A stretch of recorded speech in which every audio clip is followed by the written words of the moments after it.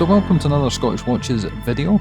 This time we are going to be doing a bit of a showcase on limited edition. Instead of one piece or one brand or one style, we're going to go through just a handful of, well, not unique pieces, but special pieces that will give you an example of what Pietro and the guys at Limited Edition are doing. So how are you doing today? You getting all right? Very well, Rick. Thank you very much for having us. No problem at all.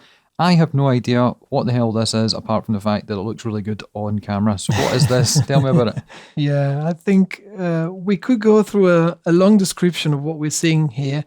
But what I would summarize by saying that I think is the best looking moon phase out there on the market. You know, personal taste, but also gauging from some collectors of moon phases watches. These Stepan Sarpaneva Northern Stars is one of the best looking moon phases out there.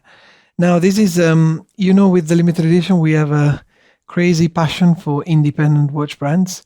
We like the unusual and we love the impossible to get. Mm-hmm. So this specific piece, out of the already very limited production by master watchmaker Stepan Sarpaneva up in Finland, this is a one-off unique piece out of a series of so far only 3. Okay. And these 3 pieces were produced in a span of 9 years, a span of time of 9 years. So this is the 3rd unique piece in 9 years of this specific edition. You can, those of you that are into moon phases, this interesting complication, and those that are into independent watchmaking will recognize what I call the cheeky moon face, which became a little bit the trademark, the signature of Stepan Sarpaneva himself. And besides this, obviously the typical K shape, which is original design as well by Stepan Sarpaneva, which makes it absolutely iconic and very recognizable, together with the crown at 4 o'clock as well, which you can appreciate from also Rick now moving the watch, the unique play of shadows that you can see on the coming out from the case itself. And this comes from the architecture, specific architecture with the case, which is in the shape of a star itself. Right.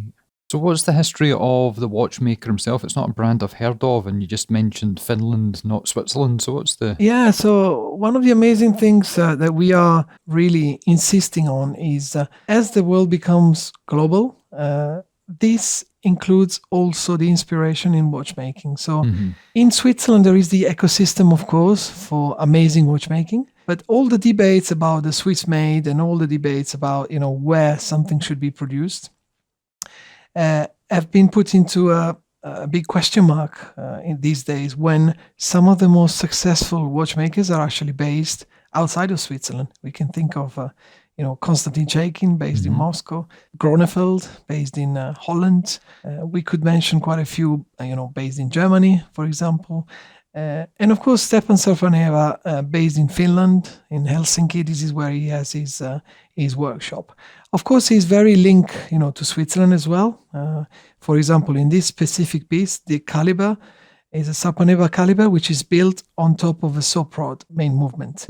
Recently, Sarpaneva managed in the incredible achievement to work to release his own in-house manufacture movement on the recent Lunations, which is a perpetual moon phase, which has been launched just recently, which is a crazy piece that I suggest you go and dig in on Sarpaneva's website, because it's absolutely incredible. It's a perpetual moon phase which uses optic fibers to showcase the moon phase itself. Right. Now, how long has the brand been in existence for? So the brand has been in existence for the last... so the Lunations was launched for the 15th anniversary of Sarpaneva's production. So the brand is now 16 years old, if I'm not mistaken, anyway, in that region. And there is another brand called SUF, which is a sub-brand, more affordable in price, which is also run by Stepan himself, and which I encourage you to go and have a look at, because it's really, really, really interesting. And have you mentioned the price of this one yet? So on this Northern Star is a unique piece, so difficult to talk about the price, but technically is in and around the 16,000 euros. Obviously increasing in value every day.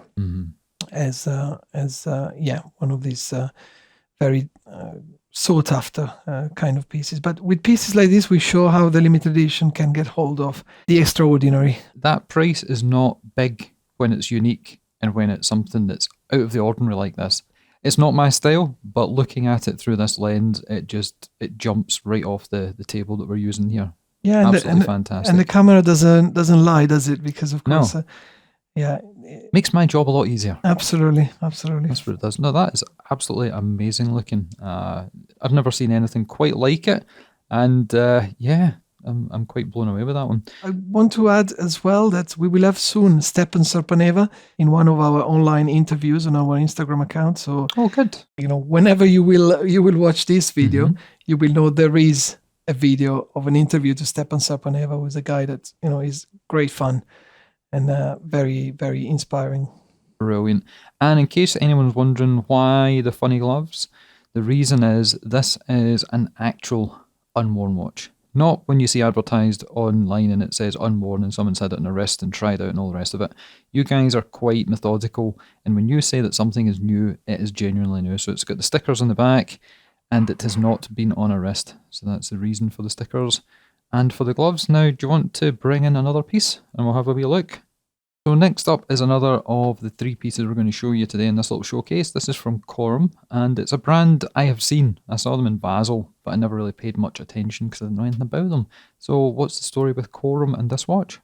Yeah, Corum, in my view, as a passionate of independent watchmaking, Corum was probably the first brand that applied the concepts of independence back in the days when things were in watchmaking fairly standardized, if you like. When watches were mainly a tool to tell the time, an instrument to tell the time, rather than an expression of art. So for the first time, these obscure manufacturers in La Chaux-de-Fonds in Switzerland started to flip the aesthetic rules of watchmaking, and we're talking about the 50s, and started to play with cases, shapes, with colors, and with the movement layouts as well.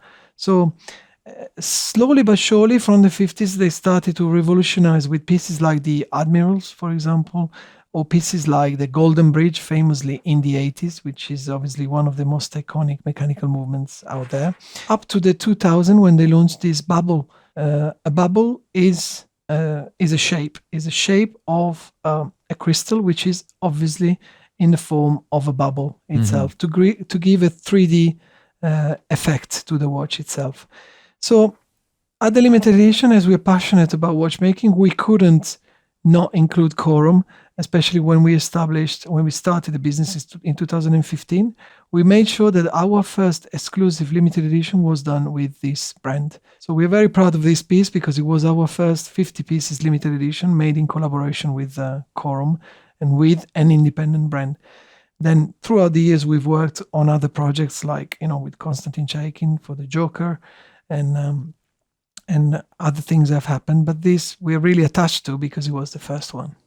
Yeah, it's very difficult to show on camera just how bulbous that is. Yeah, even to photograph as well. But obviously the crystal is completely domed, so to give that 3D effect, when you see it on the side, you will see, of course, that extra structure on top of the watch. Look at that. Which makes it very architectural and very contemporary looking.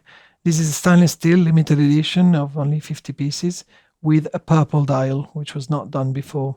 One project very dear to us. And how much is this one? So on the Qatar Legacy, we are in and around £5,000. Corum belongs to a bigger group, which is the Hayden Group.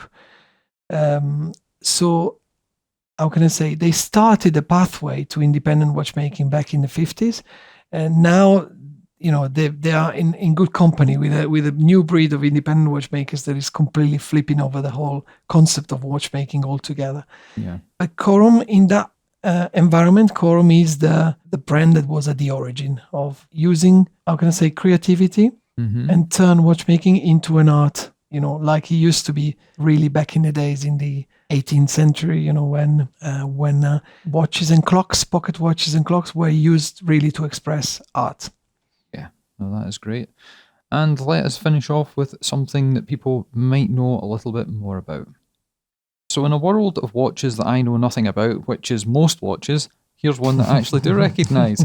Now, this is obviously not a new piece, so do you want to tell us a little bit about this? Yes. So in terms of what we try to do for our collectors and watch aficionados, not only we are passionate about independent watch brands, but we are passionate about the unattainable, the very, very hard to find. And even for a brand like Omega, for which we are not official retailers, or we don't necessarily have a direct connection, there are always stories that bring us to try to get value to our collectors. One of these stories was one of our collectors is actually a former Olympic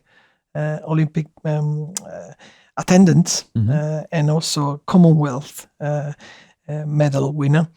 And he, going back in the memories of the Olympics in Sydney where he participated, he asked for help to try to find the one piece that was released in those days by Omega as official timekeeper of the Olympics. And of course, this Deville in those days was the one. I can tell you, Rick, I also wasn't necessarily aware of this edition in particular, but we have done our utmost to try to find it, try to source it, and this is what we do at the limited edition. So we try to dig deep and to fulfill desires and dreams of our collectors looking for the extraordinary. When did this one come out? So this came out for the Olympics in Sydney, which is, if I'm not mistaken, it was 2000. Right. In 2000. It's extremely vintage looking. Yes. Yeah, yes. It's amazing how some shapes and forms are related to a specific moment in time. Yeah. Well, the Corum Bubble that we just saw is another one that's showing that contemporary feel that was more belonging to the early 2000s than of today necessarily. So to finish up, there are just 3 of the many pieces that are available from limited edition, showcasing just, I was going to say what you can get a hold of, but it's kind of unlimited. Absolutely. So you've got the wrong company name. There's, to be fair, there couldn't be 3 more different pieces there on the table. Completely 3 different universe of fine, high-end independent watchmaking. The history of independent watchmaking back in the days, and obviously a mainstream, very rare beauty that has completely disappeared from the market. But we think the common thing is our ability and our passion to find things that are extraordinary and possibly very, very rare. Yeah. Well, I think you should change your company name to the Unlimited Edition. The Unlimited Edition. Yeah. Everything is possible. Yeah. Anything and everything is possible. Listen, thank you very much for coming up to see us, showing us just a handful of these watches. We've got a series of videos from yourself, and we should have a talk show edition out as well, where we sit down and we find out more about you, your passion, and how that turned into the dream of running your own business in the watch industry. Well, thanks again, and we will catch you in the next one. Brilliant. Thank you. Take care.